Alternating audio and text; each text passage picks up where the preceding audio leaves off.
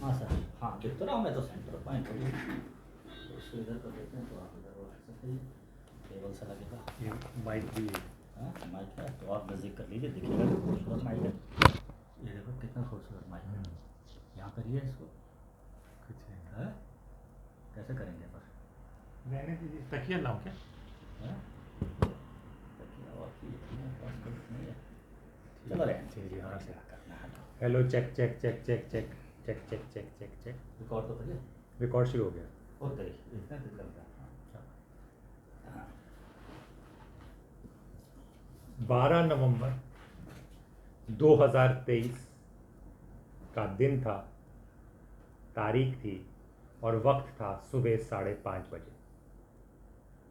अचानक खबर आती है।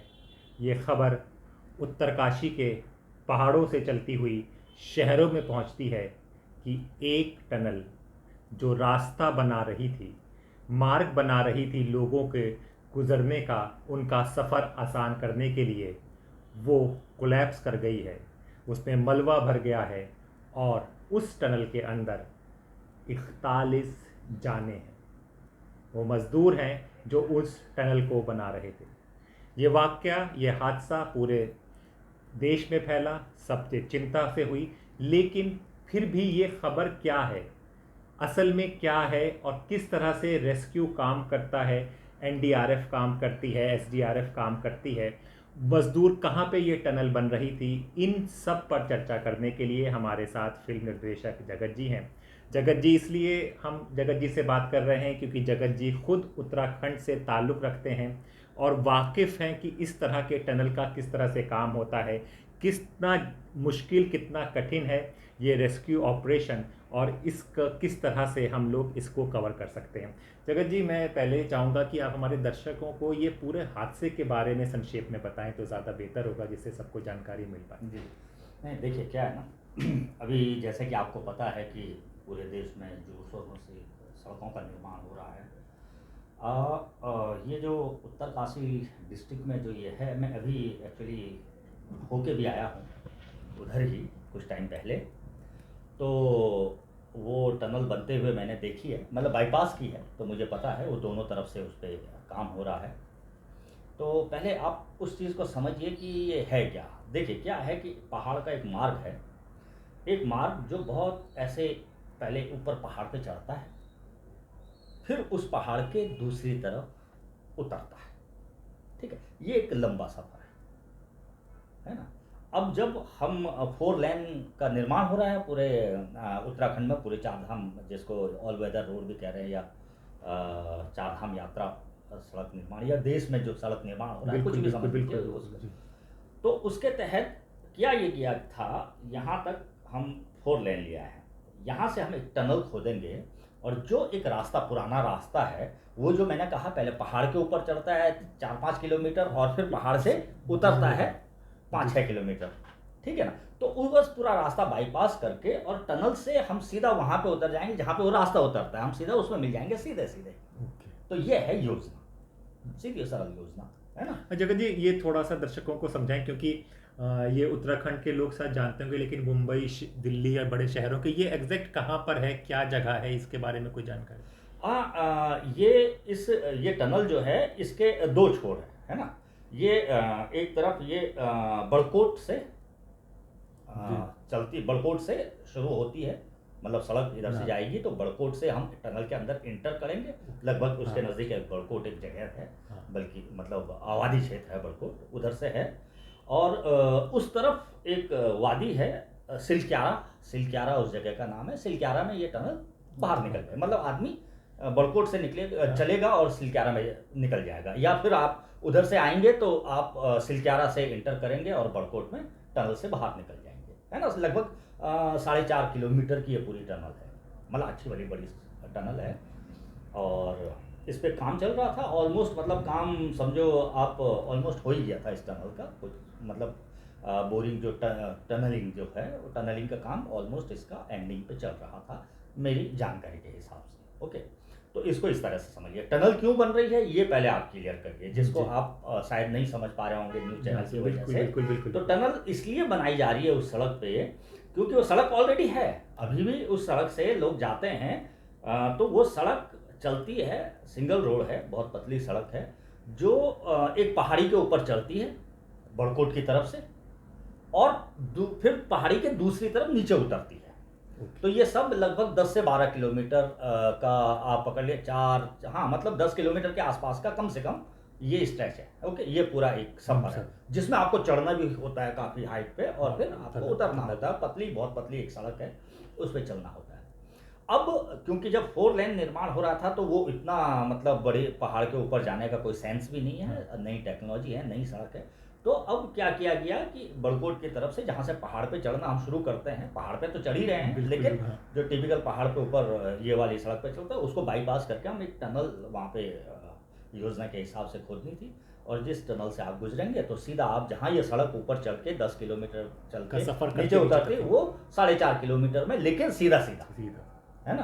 तो मुझे मतलब 10 से 12 ये आंकड़ा बहुत मेरे लिए फिट नहीं है, ज़्यादा कम भी हो सकता है, तो इस पे मत जाइएगा। लेकिन एक अच्छा भला सफ़र है पहाड़ का, चढ़ाई का और ढलान का।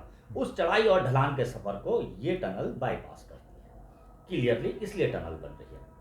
अब इस टनल में हुआ क्या है कि जो टनल बन रही थी, टनल का एक हिस्सा है ना, जो इसका सिलक्यारा वाला जो एंड है उस तरफ से थोड़ा सा अंदर, टनल में थोड़ा सा ही अंदर जाके, क्योंकि टनल का जो फेस होता है, जिसको हम फेस बोलते हैं, वो तो काफ़ी मजबूत होता है, उसमें बहुत सारा सीमेंट और कंक्रीट, लेकिन उस फेस से नज़दीक ही थोड़ा सा अंदर जा करके, और ज़्यादा भी नहीं बल्कि 80-90 मीटर अंदर जा करके ये टनल बीच में गिर गई। ओके, किसी भी वजह से गिर सकते हैं, अचानक बहुत ज़्यादा पानी आ जाता टनल में, पहाड़ का कहीं पानी, पहाड़ के अंदर बहुत बड़े बड़े पानी के स्रोत हैं, ठीक है जी। तो वो पानी अचानक उधर से फूट गया, और उसका फोर्स इतना होगा कि वो टनल को गिरा सकता है, ये भी एक कारण है। दूसरा, अभी नेपाल में एक भूकंप आया था, जी, राइट। तो धरती के अंदर कुछ ना कुछ कंपनियां होती रहती हैं, तो कौन सा एक शॉक ऐसा आया कि जिसने, क्योंकि टनल कोलैप्स नहीं किया, टनल का एक हिस्सा गिरा, एक पर्टिकुलर हिस्सा गिरा, ठीक है ना। तो वो पर्टिकुलर हिस्से पे कुछ ऐसा प्रेशर, एडिशनल प्रेशर या एडिशनल शॉक ऐसा आया है कि वो हिस्सा गिर गया है। जो हिस्सा बताया जा रहा था कि टनल के हिसाब से, टनल में क्या होता है कि पहले तो खुदाई होती है, खुदाई के बाद उसमें वो लगते हैं, है ना, क्योंकि मेरे गांव में एक हाइड्रो पावर प्रोजेक्ट बन रहा है, तो मुझे थोड़ा सा टनलों के अंदर जाने का और ऐसा काफ़ी, मैं गया टनल्स के अंदर। ओके, तो मेरे छोटे भाई का एक कॉन्ट्रैक्ट भी था उसमें, तो वो टनल में खुदाई के बाद एक पूरा सरिये का जाल, उस पर सीमेंट, मतलब पूरा जैसे लिंटर हम घरों में डालते हैं, तो ऐसा पूरा एक, और ये कई बार पहले से बने हुए होते हैं, कास्ट बोलते हैं उनको, बने हुए होते हैं, और ये बन करके अंदर जा करके एक हाफ मतलब सर्कल का छोटे छोटे पीस बने होते हैं, अंदर जा करके फिक्स कर दिए जाते हैं, तो वो हिस्सा मजबूत हो जाता है, यानी कि वो उस प्रेशर को थाम लेता है और वो कंप्लीट हो जाती है टनल, और इस तरह से आगे बढ़ते रहते हैं, है ना। तो उस तरफ ये पूरा काम हुआ था, लगभग मैं बोल नहीं रहा हूँ, लगभग टनल ऑलमोस्ट फिनिशिंग वाले उस पे है। तो ये मजदूर काम करने अंदर गए, और इसी बीच वो हिस्सा गिर गया, और वो हिस्सा बताया जा रहा है कि लगभग 60 मीटर के आसपास का मलबे का एक समझो ढेर है, जिसने 60 मीटर के आसपास कवर किया है उस टनल के अंदर, ठीक है। तो अब ये मजदूर जो अंदर थे वो अंदर ही रह गए, ये 41 मजदूर जो हमारे मजदूर भाई थे, जो वर्कर थे, मजदूर माने अब उसमें सब मजदूर मतलब वर्कर्स हैं, इंजीनियर भी हैं उसमें, मजदूर का मतलब सुपरवाइजर्स हैं, हम लोग शहरों में सोच लेते हैं कि वो जो मजदूर वो नहीं, मजदूर लेबर जो भी श्रमिक बोल सकते हैं, श्रमिक सब है, श्रमिक हम भी हैं सर, हम भी तो श्रमिक हैं, बिल्कुल। तो हमारे जैसे लोग उस टनल के अंदर काम कर रहे थे, जिसमें कोई सुपरवाइजर होगा, कोई सर्वेयर होगा, कोई ऑपरेटर होगा, है कि नहीं है, कोई रीडिंग लेने के लिए वहां गया होगा, तो ये लोग अपना अपना काम कर रहे थे, डेली रूटीन के काम कर रहे थे, जिनका टनल में ड्यूटी होगी वो टनल में काम कर रहे थे। 24 घंटे पूरी शिफ्ट इनके राउंड द क्लॉक होती है, अभी इसकी खत्म हुई उसकी शुरू होगी, है ना, मशीनें होती हैं अंदर, तो उसके ऑपरेटर होते हैं, और रीडिंग होती है, और मजदूर भी होते हैं, श्रमिक जो जिनको हम बोल सकते हैं लेबर, वो भी होती है, तो कई किस्म के लोग होते हैं। हाँ जगत जी, यहाँ तक हमने समझा कि किस तरह से टनल का कौन सा रास्ता है, क्यों टनल बनाई जा रही थी, वो पहाड़ियों पे चढ़ के उतरने की जगह फिर एक पूरा 4 साढ़े 4 किलोमीटर का एक रास्ता बनेगा, जिसको टनल का आधे से ज़्यादा काम हो गया। और 12 तारीख 5:30 बजे ये हादसा होता है कि टनल हो जाती है। फिर 17 तारीख का दिन आता है और टनल से कुछ आवाज़ें सुनाई देती हैं, तो उनको लगता है कि कुछ जिंदगियां हैं। जी। यहाँ पर मुझे लगता है इधर से कि अंदर लोग हैं, ये तो खैर सबको तो उनको पता है, पता होगा, बिल्कुल निश्चित रूप से पता होगा, उनका रोस्टर होगा, सब रोज कुछ। का ये हाँ, बस उनका ये था कि जब ये गिरा है, जो उनके मतलब सुपीरियर ऑफिसर्स होंगे, जो इंचार्ज बिल्कुल, होंगे, उनका बस एक कंसर्न था होगा, जो मैं उस समय को इमेजिन कर रहा हूँ कि जब ये कोलैप्स हुआ है, ये हिस्सा, ये टनल का ये एक पर्टिकुलर बहुत बड़ा हिस्सा कोलैप्स हुआ है, उस समय हमारे कितने आदमी यहाँ पर थे जो इस मलबे में दब गए होंगे, ये उनकी एक आशंका होगी। अंदर लोग हैं, कितने लोग हैं ये तो 2-3 घंटे के अंदर वो पूरा फाइंड आउट कर सकते थे, बिल्कुल राइट। लेकिन उनकी जो सबसे बड़ी चिंता होगी कि अंदर ये भी वो जानते होंगे कि क्योंकि छोर इससे लगभग 2.5 किलोमीटर दूर है, ये जो कोलैप्स हुआ है वहां से 2 किलोमीटर दूर है जहां वो काम मतलब उनका एंड काम हो रहा है, लेकिन इन बिटवीन भी काम होते रहते हैं। बिल्कुल ऐसा नहीं है कि केवल आखिरी छोर पे काम हो रहा है, इधर भी काम हो रहा होगा, इधर भी कुछ सर्वे चल रहा होगा, उसका कई चीज़ें नापी जाती हैं, कई मैंने तो देखा है टनल का काम होते हुए। तो उनकी चिंता ये थी होगी कि मलबे में कितने लोग दबे हैं और कितने हमारे सुरक्षित हैं, है ना। और उनको ये जब खबर मिली कि उनके पूरे के पूरे 41 जो कर्मी हैं वो पूरे सुरक्षित हैं, तो ये एक बहुत खुशी की बात थी, बहुत बड़ी बात थी। वरना ऐसे हादसे में 2-4 लोगों का मतलब जो वहां पे काम कर रहे हो, इत्तेफाक देखिए हो सकता है कि अभी तो कहानियां नहीं आई, अब जब ये लोग बाहर आएंगे तो आपको कई कहानियां आएंगी, कईयों की ऐसी कहानी होगी कि मैं बस 2 मिनट पहले वहां पे काम कर रहा था और फिर मेरा काम खत्म करके मैं मतलब वहां निकला और जैसे मैं आगे गया पीछे से कोलैप्स हो गया, वरना मैं दब जाता। तो ऐसा हुआ होगा, देखिए ना, मतलब ऐसे चमत्कार बहुत हुए होंगे वहां।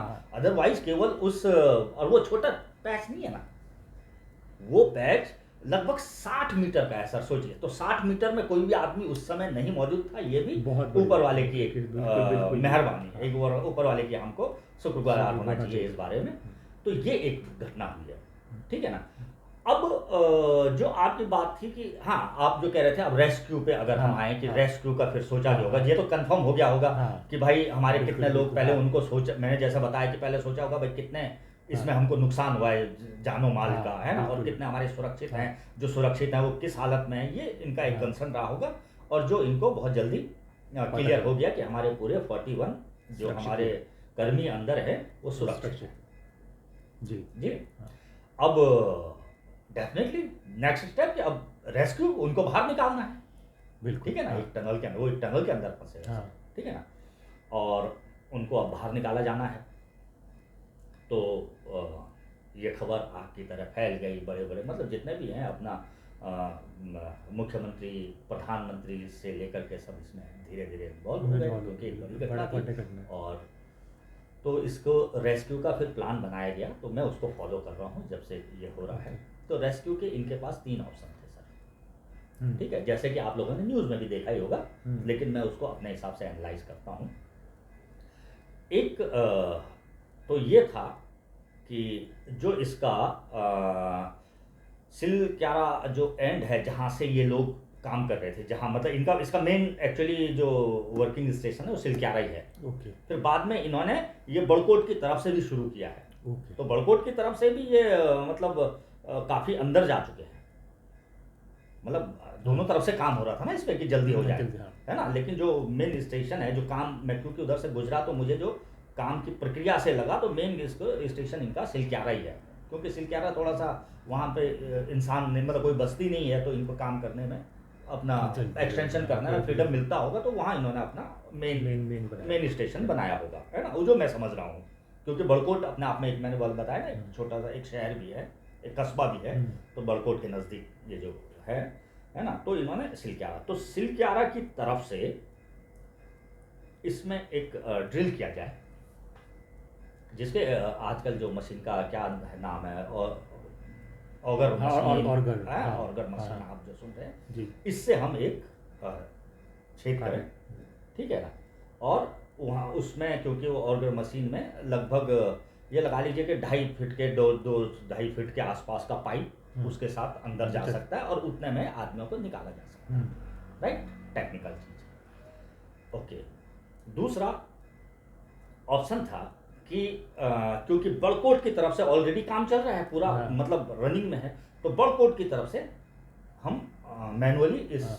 टनल को खोदें और को निकालें। तो वहाँ लगभग आपको 480 मीटर का एक पैच अभी जिस पे काम होना बाकी है, ठीक है। तो 480 मीटर के पैच में आपको खुदाई करनी है, और आप कैसी खुदाई करेंगे कि इतना बड़ा पूरे टनल बनाने के तब हाँ। तो आपको हाँ। मतलब 2024 में उसका उद्घाटन होना है लगभग, बिल्कुल, बिल्कुल। तो आपको तो वो पूरा 2024 तक उनको हाँ। खोदते रहना पड़ेगा।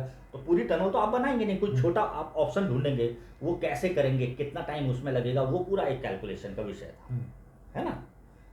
तो और तीसरा एक ऑप्शन था कि ऊपर जो पहाड़ है, जिस पहाड़ पे मैंने कहा ना ऊपर चढ़ करके आपको पहाड़ पे जाना है, तो इस टनल के ऊपर एक जगह पे एक पहाड़, मतलब पहाड़ तो 2.5 किलोमीटर का भी स्ट्रेच है, और एक जगह पे कुछ 80-90 मीटर का वहाँ भी स्ट्रेच है। तो उस 80 मीटर को ऊपर से हम ड्रिल करें क्या, वो अभी प्लान भी, बल्कि फॉर्मली उस पर भी काम चालू हो चुका है। ओके।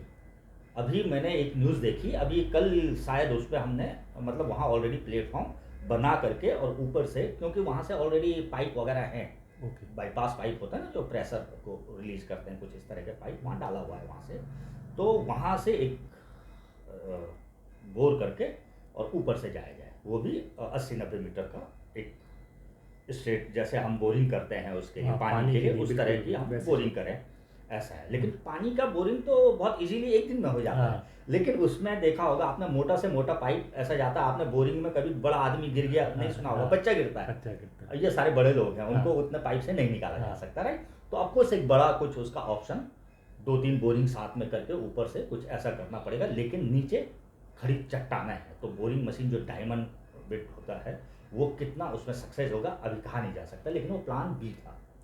ओके, तो सब ने सोचा कि प्लान ए यही वही है कि ऑर्गर मशीन से इसको अंदर काटेंगे, और ऑर्गर मशीन क्योंकि एक 1.25-2.5 फीट के पाइप को अंदर धकेल, मतलब उससे उसके सारे इतना मोटा पाइप अंदर धकेला जा सकता है, और इतने बड़े छेद से आराम से लोगों को निकाला जा सकता है। आप भी जानते हैं 2-2.5 फीट से हम, मतलब हमारे बाथरूम के दरवाजे की चौड़ाई 2 फीट होती है, तो इतना भी अगर एक हमको डाया मिल गया तो उसमें से इंसान को आराम से निकाला जा सकता है। तो ये प्लान पे सबकी सहमति हुई इन लोगों की, और इन लोगों ने कहा ये सबसे सक्सेस रहेगा। अब समझते हैं यहाँ पर जो चीज़ें थोड़ा आपको समझ में नहीं आएगी वो बताता हूँ मैं। ये ऑर्गर मशीन क्या है, ऑर्गर मशीन वहाँ पे क्यों थी होगी साइड पे, आपने सोचा कि ऑर्गर मशीन या तो आई होगी, ये दिल्ली से शायद मंगाई गई, ओके, तो दिल्ली से मंगाई गई ये, क्योंकि बोरिंग टनलिंग की मशीन नहीं है, पहले तो आप लोग ये क्लियर समझिए, ये टनलिंग की मशीन है। अब मैं ये बताता हूँ आपको, आपने कभी देखा कि एक आप जब कोई मकान बनाता है, या किसी ने मकान बनाया हो आप लोगों ने, या किसी का मकान बनते हुए देखा, तो फाउंडेशन खोदने के लिए आजकल एक ट्रैक्टर बुलाते हैं जिस पर एक ड्रिल लगा होता है, और वो आपको छेद बना के दे देता है नीचे, ये पूरे आप उसे पिलर कर सकते हैं, है ना, तो नीचे छेद बना देता है, और वो देखा उस ड्रिल को आपने देखा है कैसा रहता है, बिल्कुल। तो एग्जैक्ट वैसी ही एक मशीन है, उसका एक मतलब सुपर वर्जन, एक मतलब हाईटेक वर्जन बता दो, समझ लीजिए आप, वो एक है, ठीक है ना, जिसमें एक उसी तरह की बिट लगी हुई है, सेम बिल्कुल वही। ये टनलिंग के मतलब की मशीन है। ये क्या है, ये जमीन पे छेद करने की है, लेकिन ये क्योंकि इसके बिट वगैरह हाई कार्बन स्टील से बने हुए हैं, तो ये सीमेंट और हार्ड सरफेस जो होता है उसमें भी छेद करके उसके मलबे को, यानी कि आगे को छेद करेगी, मलबे को पीछे को फेंकेगी, समझ रहे, तो मतलब खाली होता रहेगा, और ये जाएगी एक पाइप के अंदर से बाहर जाएगी, वहां छेद करेगी, जैसे ये थोड़ा छेद करेगी साथ में पाइप को प्रेशर मतलब इसी के अंदर घुसाया जाएगा, बिल्कुल, ठीक है। फिर ये मशीन वापस पाइप के अंदर आ जाएगी, फिर ये छेद करके पाइप के बाहर से निकलेगी, जैसे ये बाहर निकलेगी, जितना बाहर निकल जाएगी एक उसका अपना एक पूरा फिक्सिंग मीटर होगा, पूरा एक कैलकुलेशन होगा मशीन का, और मतलब किस तरह से उसको चलना है, और हाइड्रोलिक प्रेशर से, और ये जो बाकी पाइप है फिर उसको आगे भेज दिया जाएगा, ठीक है। तो यानी कि ये उतना ही छेद कर रही है जितने पाइप को जरूरत है, एक्चुअली पाइप से थोड़ा छोटा ही छेद कर रही है प्रैक्टिकली, समझ रहे आप। लेकिन क्योंकि छेद करते समय ना आसपास का भी तो सरफेस जो होता है ना वो ढीला हो जाता है। ऑफकोर्स आपका होल तो इतना बड़ा हुआ है लेकिन सरफेस तो इतना ढीला हो गया कि जिससे को पाइप अंदर वो जा अच्छे से सकता है। प्रेशर में अंदर डाल देते हैं। बिल्कुल बिल्कुल। ठीक है, फिर ये अपने ब्लेड, फिर ये आगे थोड़ा थोड़ा जाती और इस तरह से इन्होंने अच्छे से इस मलबे में छेद किया। ठीक है, तो इन्होंने ये अभी अभी जो अभी बिल्कुल करंट न्यूज़ है कि वो 8-9-10 मीटर रह गया है। तो यानी कि ये 40-45 मीटर तक तो बहुत इजीली फटाफट गए, क्योंकि ड्रिल की तरह जैसे दीवार में आप छेद करते हैं ऐसे ड्रिल की तरह वो कूड़ा बाहर, मतलब जो भी मलुआ है वो बाहर आता रहा और ड्रिल अंदर जाती रही, साथ में पाइप को धकेलते रहे और फटाफट ये 40-45 मीटर ये चले गए। ओके, 40-45 मीटर जाने के बाद, मतलब 40-45 मीटर क्या था कि वो मलुआ जो सड़क के और पूरा जिसने 60 मीटर का स्ट्रेच बनाया था, एक पैच बनाया था उस पैच का, लेकिन मेन जो जहाँ पर टनल में लगे हुए जो सपोर्ट हैं, ये तो वो मलबा था जो पहाड़ का भी साथ में दरदर आया होगा। भाई 60 मीटर मलबा कोई टनल का मलबा थोड़ी आया, टनल का तो एक हिस्सा गिरा होगा, है ना। तो अगर वो 60 मीटर का टनल का पूरा हिस्सा भी गिरेगा तब भी आपके पास मलबा उतना नहीं होगा, क्योंकि टनल खोखली है ना सर। बिल्कुल बिल्कुल, टनल तो खोखली है, तो आपके अगर छत भी गिरेगी तो केवल छत का मलबा होगा। छत का मलबा 60 मीटर में भी होगा तब भी आप ऊपर से जा सकते हैं, नीचे से। तो ये पहाड़ का मलबा भी आया होगा ना, मैंने बताया ना जिस प्रेशर से वो पूरा पहाड़ भी आया, तो वो मलबा तो आराम से निकल गया। इस क्या ना ये ऑर्गर मशीन ने काट लिया। लेकिन जब, क्योंकि ये ऑर्गर मशीन सीमेंट काट सकती है, इतना इनको मतलब इनका कहना है, हम उसके बारे में बहुत ज़्यादा जानते नहीं और पढ़ाएंगे, लेकिन सीमेंट तक को, जैसे हमारी जो मैंने बताया फाउंडेशन वाली मशीन है वो केवल मिट्टी को कर सकती है सर, पत्थर आएगा वो नहीं छेद बना पाएगी, राइट। तो ये लेकिन मशीन है ये छोटे मोटे पत्थर को भी खींच लेगी, काट लेगी, हल्का फुल्का काटेगी तो नहीं पर खींच लेगी, है ना। और बड़ा बोल्डर आएगा तो अटक जाएगी, ठीक है ना। और लेकिन सीमेंट वगैरह का कोई स्लैब वगैरह है जो लगे हुए हैं उनको ये काट सकती है, ऐसा ये टेस्टेड होगी मशीन जो मुझे लगता है, और उसकी वजह से उसको भेजा। अब जो स्लैब गिरा होगा वो स्लैब ऐसे नहीं गिरा होगा सर कि यहाँ पे से इसने छेद किया और अंदर चली गई, वो कोई ऐसा गिरा होगा, कोई ऐसा गिरा और उसमें एक सलिया का जाल होगा पूरा। बिल्कुल, आप समझ रहे हैं, मतलब जैसे आप लेंटर डालते हैं तो उसमें जाल बनता है, जाल सेम जाल होता है, बहुत हैवी सरिया का जाल होता है सर। अब ये जब गिरा होगा तो ये ऐसे थोड़ी गिरा है, मतलब ऐसे खड़ा थोड़ी हो गया रास्ता रोक के कि आप यहाँ से छेद करेंगे और इधर से निकल जाएंगे, थोड़ा बहुत सरिया आएगा तो इधर से कहीं से तरह से कटवा देंगे किसी मैनुअल से उसको और निकल जाएंगे। ये कोई ऐसे गिरा होगा स्लैब, कोई उसमें ऐसे गिरा होगा, यानी कि कोई सरिया इधर होगी कोई उधर होगी, वो पूरा एक होगा। और ये मशीन किसी भी हालत में सरिया को नहीं काट सकती, वो तो आपको मैंने क्लियर बता दिया, है ना। सरिया काटने के लिए नहीं, ये मतलब बोरिंग की इस तरह के टनलिंग की मशीन नहीं है सर, ये केवल छेद करने की मशीन है जमीन पर, बिल्कुल, है ना। और ज़्यादातर टेस्टिंग वगैरह में यूज़ करते हैं इसको, है ना। तो अब ये मशीन जब मेन जगह पहुंची जहाँ की टनल के स्लैब गिरे हुए थे उस मलबे के साथ, कुछ वही गिरे तभी तो मलबा ऊपर से आया, है ना। तो वो मलबे के साथ उन पे गई तो ये जैसे ही सलिया पे टकराई तो ये डैमेज कर देगी। अच्छा, अब इसका डैमेज होने का एक और चीज़ मैं बताता हूँ जो आप शायद आपको न्यूज़ से समझ में नहीं आ रहा होगा।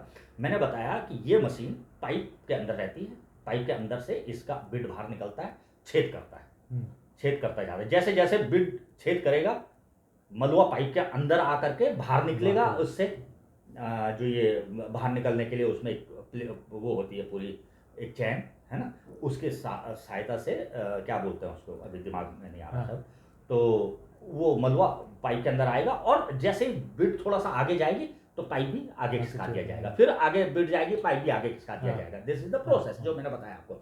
अब इसमें प्रॉब्लम यह है बिड तो आगे है, अब बिड काम कर रही है और सरिया पे बिड टूट गई, ठीक है सर। अगर बिड टूटेगी वो तो एक मतलब चौड़ी बिड है ना ऐसी, क्योंकि वो, लेकिन वो बिड टूट करके वो पाइप से बड़ी हो जाएगी सर, क्योंकि उसका बिड खुल जाएगा तो पाइप के अंदर वापस नहीं आ पाएगा, यानी मशीन मतलब मशीन खोल करके उसका बिड को छोड़ना पड़ेगा और बाकी जो उसका सिस्टम है पीछे का वो निकालना पड़ेगा सर, है ना। वो ऑटो ही है, वो मशीन ऑटो ही खुल जाएगी, मतलब इसी के कारण जो भी डिले हो रहा है वो शायद इसी के वजह से, ये सबसे बड़ा प्रॉब्लम है सर उसके साथ, समझ रहे हैं आप। जी। तो अभी पहले भी ये हो चुका है, तो पहले एक्चुअली जो बिड है उसको उतना बड़ा नुकसान, मतलब वो इतना कटी और सरिया में फंस गई तो इन्होंने उसको घुमा के उल्टा सीधा, जैसे होता है ना कोई चीज फंस जाती है तो आप उसको उल्टा सीधा करके और उसको पूरा मशीन पूरी बीड को बाहर निकाल दिया। फिर मैन लोग गए ऑक्सीजन सिलेंडर के साथ उस 2 फीट के पाइप में, 2 फीट के पाइप में जाकर के उन्होंने वो सलिया जिसमें बीड फंसा होगा, वो सलिया का पूरा एरिया, उतना एरिया क्लियर किया होगा बीड के लिए।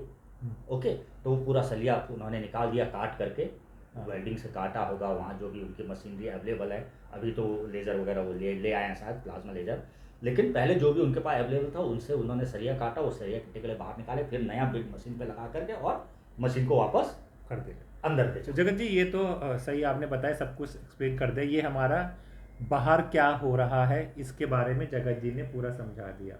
अब बाहर जी थोड़ा अंदर चलते हैं, अंदर की क्या स्थिति होगी उसकी कोई कल्पना कर सकते हैं? क्योंकि सबसे बड़ी चीज़ कि लोग जानना चाहेंगे कि वहाँ पर क्या रोशनी होगी, वो कितना बड़ा स्पेस होगा, क्या खड़ा हो सकता है या बैठे ही सब लोग होंगे, या फिर खाना या पीना इनको मिल रहा है, तो वो हमें पता है कि वो सब आकर हमें पता चलेगा, लेकिन आपको अनुभव अगर कुछ हो तो किस तरह से के बारे में? मैं बिल्कुल उसमें मैं आपको बहुत क्लियर बता देता हूँ।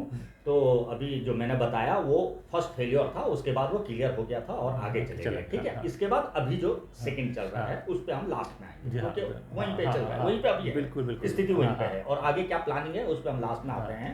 अब जो आपने पूछा पहले उस पर चले, जंप कर लेते हैं। ओके, तो वो ऐसा है कि वो जो 41 लोग हैं वो सारे सुरक्षित हैं। आपको मैं जो चीज़ बताऊं इसमें कि सबसे अच्छी बात इसमें ये है कि वो टनल बहुत दूर तक कंप्लीट हो चुकी है सर। ओके, इन लोगों के पास 2 किलोमीटर का एक एरिया है। ये चाहे तो सुबह पूरा 2 किलोमीटर मतलब एरिया पूरा रन कर सकते हैं, यानी कि इनके पास एक बहुत खुला स्पेस है। और टनल सर, जो ये टनल है, आप कभी भी आप रेलवे की टनल से जाएंगे तो बड़ी छोटी होती है सर रेलवे की, लेकिन आप कभी रोडवेज की टनलों में अगर आप गए होंगे तो ये पूरी टनल रेडी है, यानी कि उतनी बड़ी टनल है सर। ओके, आप समझ रहे हैं?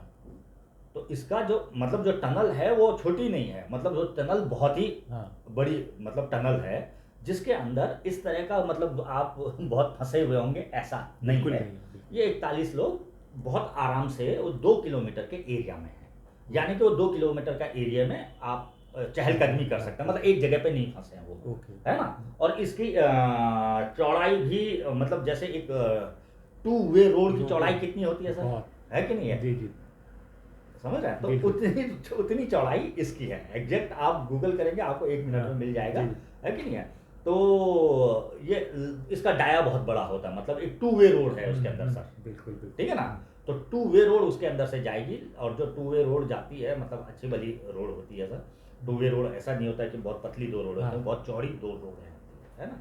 तो इस तरह का मतलब कम से कम 40 से 50 का रोड ही होती है फिर 2, और उसके थोड़ा बाहर फिर इसका एक स्पेस हल्का सा रहता है ना। और उसके बाद वो टनल खुलती है ना। टनल की हाइट भी अच्छी वाली होती है ना, कि मतलब वो ऐसा नहीं होता कि इंसान की हाइट की या किसी गाड़ी की हाइट की, वो उसमें हैवी ट्रक भी चलते हैं, उसके बाद भी स्पेस चाहिए। और दूसरा क्या होता है कि वैक्यूम न बने, प्रेशर न बने, तो बहुत बड़ी बनाई जाती है, क्योंकि गाड़ियाँ स्पीड से चलती हैं तो वैक्यूम बन सकता है, तो उसमें इनफ एयर हो, उसके लिए वो टनल्स काफ़ी बड़ी बनती है। तो टनल में ऐसा दिक्कत नहीं है कि उनको बहुत घुट करके रहना पड़ रहा होगा। हाँ, बिल्कुल जो इश्यू है वो ये है कि वो बंद है सर, दोनों तरफ से है तो टनल ही ना सर। टनल ये कमरे में आप खिड़की दरवाजे सब बंद कर दीजिए तो कैद कैसी होगी मतलब। और इसके मतलब एक कंक्रीट के बॉक्स में आप डाल दीजिए, चाहे वो कितना भी बड़ा बॉक्स हो, तो आप पैक तो है ना, उसके अंदर बंद तो है आप सर, है ना।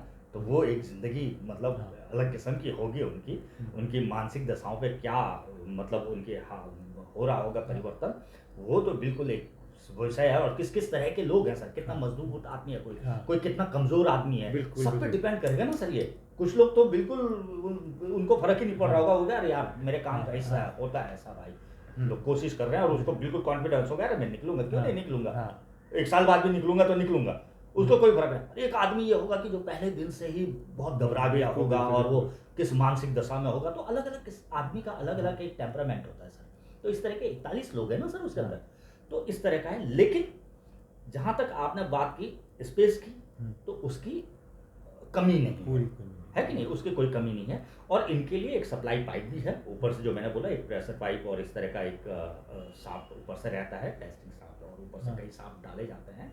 तो वो शाफ्ट के थ्रू इनको जो भी मेडिसिन, इवन ऑक्सीजन, इवन खाना वहाँ से डाला जा रहा है, तो इन तक सप्लाई सब पूरी कुछ मिल रहा है कि नहीं है। टनल के अंदर जो वर्कर्स आते हैं, टॉर्च ऑलरेडी उनके पास होती है, वरना आज टॉर्च क्या, इनको कुछ भी इनके मतलब अंदर भेजा जा सकता है, क्योंकि इनके पास अच्छा वाला एक पाइप है, जिसके जो हमारे जिसके बोरिंग through के पाइप होते हाँ। हैं, जिसके थ्रू इनको मतलब सारी सप्लाई की जा सकती है अगले कितने भी दिन तक। हाँ, बिल्कुल। तो वो मुझे नहीं लगता इश्यू है। इश्यू यही है, मैं बोल रहा हूँ, जो मानसिक एक दबाव होगा उन लोगों के ऊपर, है कि नहीं है। और एक कहीं ना कहीं मतलब कोई अगर होता ना कि आप कई बार लिफ्ट में भी बंद हो जाए हाँ। तो कितनी बड़बड़ बिल्कुल, हड़बड़ी हो जाए, बिल्कुल, बिल्कुल। जबकि आपको पता है कि 5 मिनट में आप 5 निकल में जाएंगे निकल सर, जाएंगे, फिर भी घबराहट तो तब भी होगी। एक घबराहट हो जाती है। तो एक चीज, और वहाँ कब से फंसे हुए हैं सर, है ना, 15 की 17 गड्डी में सो गए है उसे। ना, 16-17 दिन आपको हाँ। ऐसे बिताने पड़े, और हाँ। कितना टाइम लगेगा ये पता नहीं है। हाँ, जगत जी ये सारी बातें हो गई, अब थोड़े से और थोड़ा सा हट के बात कर लें। ये कोई प्रोसेस नया नहीं है, टनल्स बनती हैं, तो क्या हम कुछ रेस्क्यू का सोच के ही नहीं चल रहे थे कि इस तरह का हो पाएगा? ये क्या एक तरह का लैक हुआ है? हाँ सर, बिल्कुल ऐसा माना जा सकता है, आप और हम ये बात बिल्कुल कर सकते हैं हाँ बिल्कुल, मतलब कि कि एक भाई, बात करनी चाहिए कि इतनी बड़ी टनल नहीं बन नहीं, रही है। आप देखिए ना, अभी तपोवन में हुआ था ना, हाँ तपोवन में हम लाशें नहीं निकाल पाए, जी ठीक बिल्कुल। है ना। हाँ तो प्रॉब्लम ये है कि अगर इतनी बड़ी बड़ी टनलें बन रही हैं और इस तरह का कोई हादसा हो जाए, तो उसके लिए क्या प्लान होता बिल्कुल। है कि नहीं है। तो वो मुझे जहाँ तक लगता है कि हर टनल के अंदर ना एक वेंटिलेशन पाइप होता है सर, एक पतला सा एल्युमिनियम का, कभी हाँ। प्लास्टिक का या किसी फॉयल का, समझो एक वेंटिलेशन पाइप अंदर तक जाता है, जो हवा को सर्कुलेट करता रहता है कि अंदर जो लोग काम कर रहे हैं या अंदर जो भी गैसें बन रही हैं वो बाहर जाए अंदर से, और बाहर से अच्छी साफ हवा अंदर जाए। तो मैं ये सोच रहा था, देखिए मैं साइंटिस्ट नहीं हाँ, हूँ, बिल्कुल। न मैं मतलब बिल्कुल, टनल बिल्कुल, एक्सपर्ट हाँ। हूँ, तो मैं सोच रहा था यार, ये वेंटिलेशन पाइप मैंने हर टनल में देखा है, क्योंकि मैं बोल नहीं रहा हूँ मेरे गांव में भी हाँ, टनल का काम हो हाँ। रहा है। तो इस तरह के हादसे टनल में होना स्वाभाविक, हो भी सकते हैं, बिल्कुल, मतलब बिल्कुल, 10 में से हाँ। एक तो हो ही जाता है हाँ, सर, हाँ, हाँ। है कि नहीं। तो क्या जो इनका वेंटिलेशन पाइप ये लगता है ना, ऊपर या साइड में इसको थोड़ा लगाएं, इसकी प्लेसिंग इस तरह की जाए कि ये बहुत हैवी मेटल का बना दें इसको, ठीक है ना, क्योंकि ये जहां तक टनल होती है सर वहां तक जाता ही जाता है, कि अगर कोई आदमी कहीं पीछे फंस जाता है, कुछ इस तरह का हादसा हो जाता है, तो ये वेंटिलेशन जो पाइप है इसके थ्रू, क्योंकि वो काफ़ी बड़ा होता है बिल्कुल, वेंटिलेशन बिल्कुल, पाइप, बिल्कुल। वो भी 1.5 या 2 फीट डाया का होता है, इससे पहुंचा जा सकता है या कुछ किया जा सकता है, ऐसे मैं सोच रहा था। लेकिन इस तरह का कोई चीज़ होती नहीं है टनल में कि इस तरह की सेफ्टी मतलब किस तरह से किया जाए। तो सोच के बिल्कुल चलते होंगे, इतनी बड़ी योजनाएं बनती हैं सर, मतलब एक MM सोचा जाता है सर, MM भी कैलकुलेट होता है ना, बिल्कुल, कुछ भी हवा में नहीं होता है। देखिए सबसे पहले But- तो हम लोग ये प्रार्थना कर रहे हैं कि वो जो 41 लोग हैं वो सुरक्षित बाहर निकल जाएं, लेकिन फिर भी सवाल उठने लाजमी है, सवाल पूछे जाएंगे। सवाल ये भी पूछा जाएगा कि जिसको ये कॉन्ट्रैक्ट दिया गया था क्या उसने कोई विकल्प नहीं किया था। सवाल ये भी पूछा जाएगा क्या ये इतनी जल्दबाजी में काम हो रहा है कि 2024 में सबको पता है कि Yes. चुनाव आने वाले हैं, कि काम को जल्दी से निपटाया जाए और वो किया जाए। ये सवाल ही पूछा जाएगा। सवाल मीडिया पे भी पूछा जाएगा। मीडिया, अगर आपको याद होगा, आज से 15 साल पहले एक बच्चा प्रिंस था, प्रिंस ट्यूबवेल में गिरा था, तो मीडिया 24 घंटे 48 घंटे उस चीज़ की कवरेज करता रहा था। और सवाल हमारे देशवासियों पे भी पूछा जाएगा कि जो मैच पे वर्ल्ड कप में लगे रहे थे और बाद में उनको इस 41 दिन का ख्याल आया था। जगत जी ये सब हादसे होते थे। आप विदेशों में भी रहे हैं, आपने विदेशों का भी प्रोसेस देखा, आप US में जाते रहे हैं। क्या इतना दिन अगर कहीं विदेश में होता तो ये वक्त लगता जो इतना लग रहा है चीज़ों का? नहीं, मुझे लगता है डेफिनेटली उनके पास ज़्यादा सॉलिड प्लान होते। यहाँ पर बिल्कुल दिखा हर कोई रहा है कि हम पूरा वो कोशिश कर रहे हैं। मैं जान रहा हूँ इस जी। समय जो हो रहा है वो बेहतर हो रहा वो हो तो रहा है, लेकिन वो विकल्प नहीं था। मैं नहीं मानता ये जो ऑर्गर मशीन है, ये जो काम कर सकती है सारे इंजन, वो कहीं भी सीमेंट को काट सकती होगी, बिल्कुल मैं मानने को तैयार हूँ। अगर इतनी हाँ, मतलब बिल्कुल। बड़े इंजीनियरों का टेस्टेड मशीन है वो, लेकिन वो सलिया पे फंसेगी क्या ये पता नहीं था। हाँ। और वो सलिया पे चल ही नहीं सकती, वो बड़े बोल्डर पे नहीं चल सकती सर, पहाड़ गिरा है, मैं कह रहा हूँ सलिया नहीं फंसा। एक बड़ा बोल्डर सामने होता तब क्या करते आप, आपकी योजना वहीं पे रुक जाती। बिल्कुल बिल्कुल, ठीक है ना। तो आप क्या मान के चल रहे थे कि ये मशीन क्या काम कर सकती है, आपने कौन सी हाइट इस मशीन को जाने की चुनी होगी, आपने क्या कैलकुलेशन किया होगा कि स्लैब गिरे होंगे तो वो कितनी हाइट तक स्लैब रुके होंगे, क्या हम उसके ऊपर से जाएं या हम स्लैब के नीचे से निकल जाएंगे, ऐसा आपने सोचा। आप स्लैब से नहीं टकराएंगे, और टकराएंगे तो उसको कैसे हैंडल करेंगे। बिल्कुल, क्योंकि वो मशीन तो एक जिस तरह का सलिया इस कंस्ट्रक्शन में यूज होता है, उस सलिए के साथ घूमेगी तो उसके पूरे ब्लेड को, क्योंकि उसके पूरी प्लेट्स हैं सर, वो कोई ऐसा बिड नहीं है लोहे का सॉलिड डायमंड जिससे हम वो करते हैं, मतलब ड्रिल करते हैं, या ऑयल इंडस्ट्री में जो यूज होता है डायमंड ड्रिल, वो नहीं है सर। वो प्लेट्स हैं सर, एक प्लेट्स घूमी हुई है जैसी चूड़ी बनी हुई है, जो घूमती है तो मलवा उल्टी तरफ बाहर निकलता है और वो आगे बढ़ती है। ठीक है, तो वो सलिया पे तो काम करने वाली नहीं थी। मैं कह रहा हूँ कि इवन कोई बोल्डर अगर पहाड़ गिरा है अंदर, हमको तो पता नहीं है ना उस मलबे के अंदर कितना बड़ा बोल्डर है, उस बोल्डर पे भी वो रुक जाती। तो उसको किस तरह से इन लोगों ने उसके लिए क्या सोचा था, इनका कहना है कि प्लान बी था ऊपर, जिसपे इन्होंने काम भी शुरू कर दिया आज से, है ना। लेकिन मुझे पता है निकालेंगे इसी मशीन से, क्योंकि अब रह गया है 10 मीटर। वो 10 मीटर में ही सबसे ज़्यादा ये है। एक चीज़ जो आप कह रहे थे उसमें मुझे एक चीज़ और आ रही थी, माना ये टनल पूरी बन जाती है और उस पर यातायात चल रहा होता, तब ये कोलैप्स कर जाती, तब क्या होता। बिल्कुल, हाँ, भगवान ना करे ऐसा हो, लेकिन कभी हो जाता है, हादसा हो सकता है। यानी कि उसके जो निर्माण क्वालिटी है उस पर भी सवाल उठता है सर, क्योंकि बनी हुई टनल गिरी है सर, अंडर कंस्ट्रक्शन टनल नहीं है वहां पे।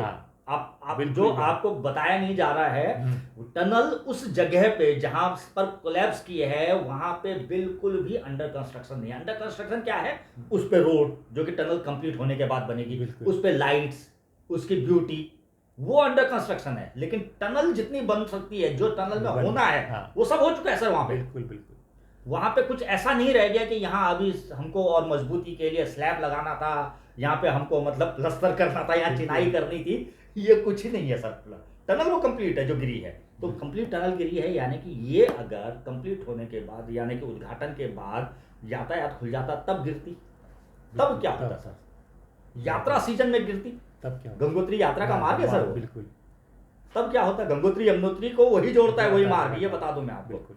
ये वाला जो टनल की बात हो रही है, ये गंगोत्री यमुनोत्री को यही जोड़ेगा मतलब वो रास्ते को, बिल्कुल, जो गंगोत्री यमुनोत्री एक साथ करते हैं उसके लिए है ये। तो तब क्या होता, कितने गाड़ियां होती। तो ये चीजें तो एक बार ये सवालिया निशान तो है सर, इस पे तो बिल्कुल बात होनी चाहिए और न्यूज चैनलों को इस पे बात करना चाहिए और इस पे रिसर्च करना चाहिए कि ये कैसा, क्योंकि ये अंडर कंस्ट्रक्शन टनल बिल्कुल है, लेकिन जो हिस्सा गिरा है वो टनल के रूप में पूरी तरह से निर्मित हो चुका था। वो हिस्सा पूरी तरह निर्मित हिस्सा था जिस पर एक ऐसा प्रेशर आया है कि एक पर्टिकुलर हिस्सा उस टनल का गिरा है और उसी रास्ते से बहुत सारा ये 60 फीट का मलबा उस टनल में भर गया है। और बिल्कुल सर, इस पे भी चर्चा होनी चाहिए कि पहाड़ पे जो इतना कंस्ट्रक्शन का काम हो रहा है, इतना बराबर चल रहा है, विकास ज़रूरी है, विकास सब चाहते हैं, लेकिन जो पहाड़ है, पहाड़ की जो खूबसूरती, पहाड़ की जो नेचुरलिटी है, उस पर इतना कंस्ट्रक्शन का जो लोड पड़ रहा है, वो पहाड़ सह पा रहा है कि नहीं सह पा रहा। आए दिन हम देख रहे हैं कि हेलीकॉप्टर उतर रहे हैं, कंक्रीट का पूरा एक जंगल बनता जा रहा है, शहर की तरह तब्दील हो जा रहा है। तो ये जब किया होगा, टनल का किया होगा, ज़रूर इसको टेस्ट किया गया होगा पहाड़ को, कि पहाड़ के अंदर है कि हम कर सकते हैं, कि आगे हो सकता है, हादसा नहीं हो सकता। ये कई सवाल हैं जो पूछने चाहिए, क्योंकि भाई ज़िंदगी है, ज़िंदगी सबसे ज़्यादा इम्पॉर्टेंट है, और हम लोग विकास ज़िंदगी को अच्छा करने के लिए ही कर रहे हैं। विकास अगर ज़िंदगी ना रहेगी तो विकास का कोई मतलब नहीं रहेगा। तो हर चीज़ के साथ करना है कि किस लिए ये हुआ, इस पे ज़रूर बात होनी चाहिए। इसलिए नहीं कि किसी को छोटा या नीचा दिखाने के लिए, इसलिए ज़रूर होनी चाहिए कि आगे इस तरह के हादसे ना हो। हम इसीलिए ये चर्चा कर रहे हैं कि आगे इस तरह के हादसे ना हो, इसलिए इस पर बात होनी चाहिए। आगे क्या रहेगा इस पर भी हम चर्चा लेंगे। आज का वक्त यहीं तक था। आगे हम जगत जी के साथ आएंगे या किसी और गेस्ट के साथ आएंगे। और ऐसे आखिरी में जो आपने बात की उसको मैं इस तरह से कंप्लीट करता हूँ सर जी, जो लोगों, आपके ऑडियंस को भी पता होना चाहिए, जो ये हिमालयी क्षेत्र है ना सर, अभी आप ये जब एक इस धरती की रचना के हिसाब से हम हिमालय को समझें अगर, तो हमारे देश में कानून है सर बाल विवाह का, बिल्कुल। ठीक है ना, कि आप किसी कम उम्र बच्ची की शादी नहीं कर सकते। हिमालय वैसे यानी कि वो गर्भ धारण नहीं कर सकती सर, वो खुद मर जाएगी या फिर व्यथित हो जाएगी। हिमालय अभी वो बच्ची है सर इस धरती की रचना में। हिमालय के पहाड़ अभी परिपक्व नहीं है सर, वो बिल्कुल किशोरावस्था में भी नहीं, मतलब पहुँच ही रहे हैं, अभी पूरे पहुँच रहे हैं, अभी बाल्यकाल में है सर, ठीक है ना। लगभग 1,00,000-2,00,000 साल बाद वो जवान होंगे सर, ठीक है। तो ये अभी ये पूरा हिमालय हमारा धरती की रचना के हिसाब से किशोरावस्था में है, ठीक है ना। और इस किशोरावस्था में जिस तरह के प्रहार इस पहाड़ पे किए जा रहे हैं वो उसको नहीं सह सकता है ना। जैसे कि एक बाल विवाह इसलिए नहीं किया जाना चाहिए क्योंकि एक बच्ची किशोरी गर्भ धारण नहीं कर सकती है।